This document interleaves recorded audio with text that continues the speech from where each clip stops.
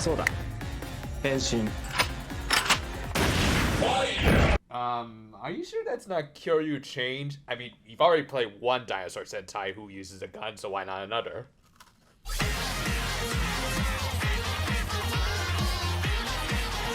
Continuing right from where we left off in the last episode, Hanto caught Suga talking with his sons, or at least that's what they want to be identified as. Yeah, it was a very brief and subtle bit, but the bitter Gavs were clearly disappointed when Suga told them to refer to him as their master. It's a nice way of showing how deep down they do share at least one similarity with their original, a desire to have a real family, which, yeah, considering the card Shoma had been dealt, you can't really blame him. Anyway, Suga just kind of very casually brushed off the fact that he had been busted, and even tried to offer Hanto another new gochizo that had been made by the bear Gavv, which of course also likely meant that he had gotten the dark chocolates from them. Which, good on them. I mean, if you're gonna eat chocolate from the checkout line, you should at least go with the special dark stuff rather than that milk chocolate crap. That said, it did leave a bit of a nasty taste in Hanto's mouth, considering, you know, he was making monsters that were assaulting a bunch of innocent civilians. And yet, terrifyingly enough, as we'll see throughout this episode, he seemed to be able to justify his actions, at least in his own mind. 対峙する力が欲しいハント君とグラニュートを倒せるだけの強い人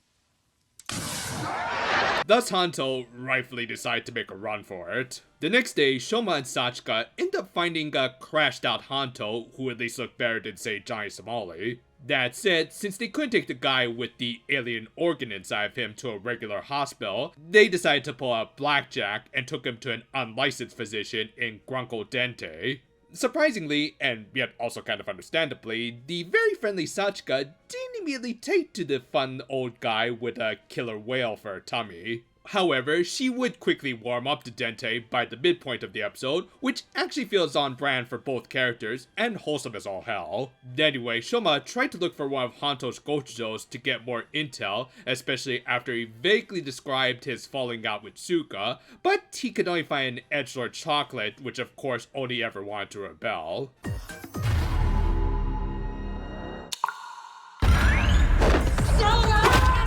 Sachika is the MVP of the show, I don't know what to tell you.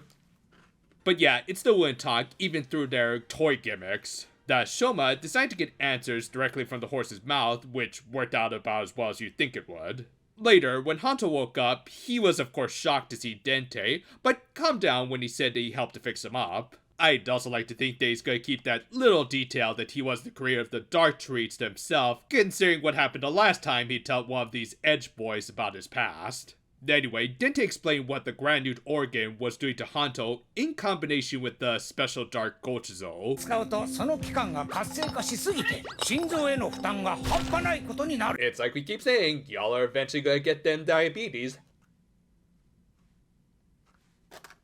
As a result, he was in no condition to even use his regular chocolates, unless he wanted to go the way that one kid from Matilda should have gone. It's bad that I actually thought that cake looked really damn good. Of course, the other option would be to simply remove the organ, but vengeance and all that. Though before anything else, he got a call from Suga telling him to meet him at a secluded theater parking lot, which I would normally say is a place where you would not be able to hide from anyone, but yeah, no one is going to the theaters right now.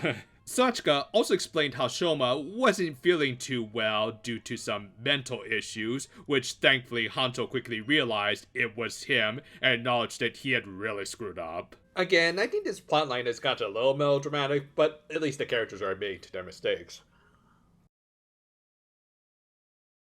While the main writers of the show dealt with their issues, Sachika again proved to be the MVP by calling in the third writer of the show for help. Said writer was at a kid's playground, which, yeah, you know, if Lakia wasn't a total hottie, then people might bat an eye at the full-grown man surrounded by the kids.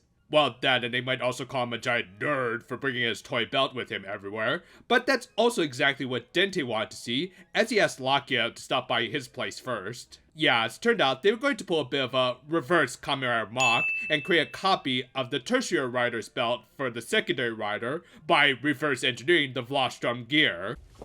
Everybody got that? And while we're still talking about toys, when Hanto met with Suga, who brought Shoma and a bear Gavv with him, he wanted to show off his brand new toy. The Big Magnum, as he described, was an upgraded version of the Valon Buster, and as we said at the top of the video, was likely a reference to Kyoryuger, because why not, as it is one of the most popular Sentai that everyone references these days. As a result, Suga henched into Kamen Bake, which, yeah, I'm not too crazy about that suit design. I mean, on the one hand, I like the idea that he uses the Bear Gavv's base suit to highlight the fact that he was their creator, and that he was also using one of their gochuzos, which was a chocolate chip cookie, but said cookie colors did not match well with the black suit base, in my opinion at least. Then again, beige and brown aren't exactly pretty colors to look at anyway. I guess it does kind of get across Suga's laid-back and almost stoner attitude, as he even just half-heartedly revealed that he had operated on himself to put a granued organ in, which, yeah, no matter how much he claimed to have had a good basis from operated on Hanto, I'm calling BS on anyone being able to cut themselves open and stick a rock in their lower intestine, but that's probably just me. Regardless, it did end up highlighting how much of a sociopath this guy was, as he then challenged Soma to a fight. And it was a very creative and well-directed affair. Again, I just love rotating angles, and these tracking shots look really good, and I especially loved all of the car destruction, even if I do kind of feel bad for the owners.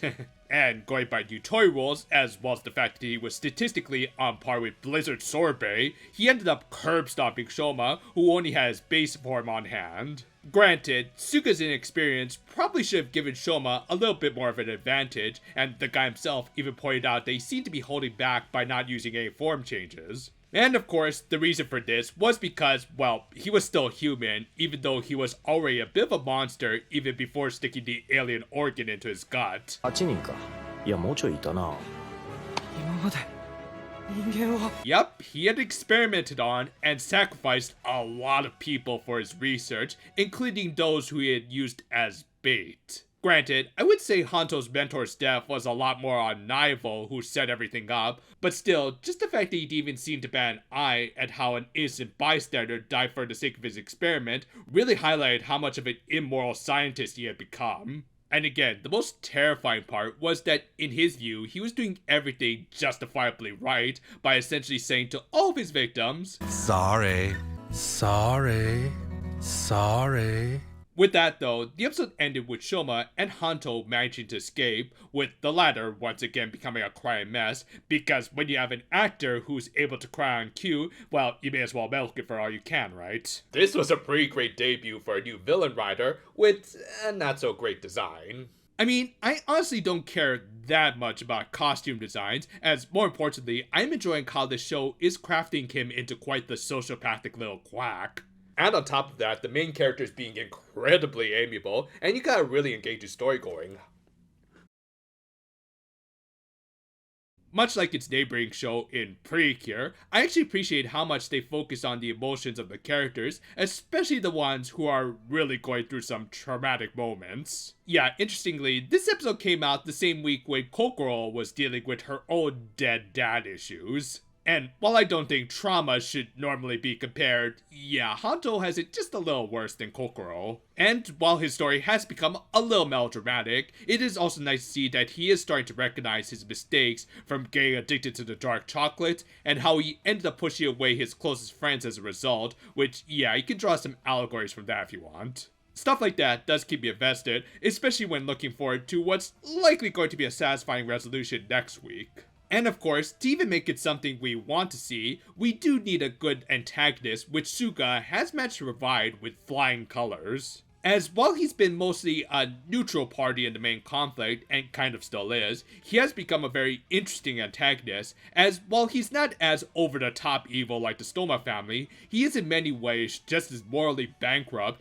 in that he finds his actions justified. I'm actually really interested in seeing why he's so obsessed in creating the ultimate Granule killer, because he's clearly into it too. And I think that's what I really appreciate about the characters of the show, even if they're evil or fun-loving side ones like Sachika and Dente, as they're really invested in the story in some way, making it quite engaging. And overall, this is just a great episode to introduce Suga as a proper antagonist and how the writers will have to deal with him. If you take anything away from the show, it should be that you should never take candy from the strangest of strangers. Thanks for watching, and if you want to avoid getting cavities, well, you should probably go see your dentist first, and then you can come back and watch our videos. We're going to start covering a new series in April, as well as start up maybe a few new side projects. Look forward to whatever comes next. Until then, though, farewell for now, my friends, and I need to go buy some more milk.